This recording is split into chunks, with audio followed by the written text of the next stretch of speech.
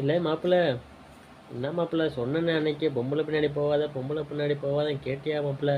என்ன நிலமையில வந்து நிற்கிறா பார்த்தியா? அசிங்கப்பட்டு நிற்கியா பார்த்தியா? 100 ஜிபே போட்டு வரனா இல்லைன்னு மாப்பிள்ள? பொம்பளை பிள்ளை கேட்டேன்னா கொடுத்தியா மாப்பிள்ள?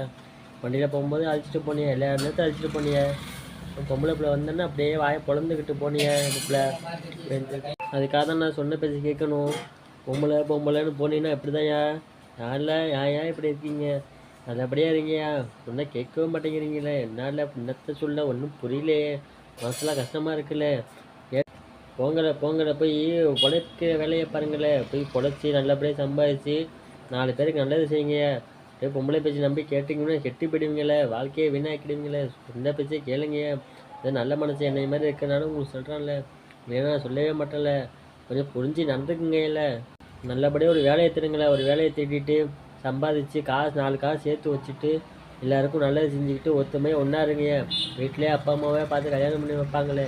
நீ பொம்பளை பிள்ளைன்னு ஓடினீங்கன்னா லவ் பண்ண சொன்னீங்கன்னா அது 50 சிவன் நாமத்தை போட்டுட்டு ஏமாற்றிட்டு போயிடுவாள். கேளுங்களே, கொஞ்சமாவது கேளுங்களே. கொஞ்சம் மனசு உள்ளவங்களுக்குலாம் எல்லாருமே கேளுங்களே. இந்த மாதிரி வீடியோலாம் நிறையா வரும்ல, அப்படியே ஷேர் பண்ணி விட்டுக்கிட்டே இருங்க. உங்கள் ஃப்ரெண்டுக்கு முக்கியமாக உங்கள் ஃப்ரெண்டுக்கு டாக் பண்ணி இதெல்லாம் அனுப்பிவிடுங்களே. எல்லாருக்கும் ஷேர் பண்ணி மறந்துடாதீங்களே. இதையும் மீறி பொம்பளை பிள்ளைங்க போனீங்கன்னா பெரிய நாமம் தாங்க. திருப்பதியில் போட்ட நாமம் தாங்க பெரிய நாமம் போட்டுருவாங்க. பார்த்துக்குங்களேன்.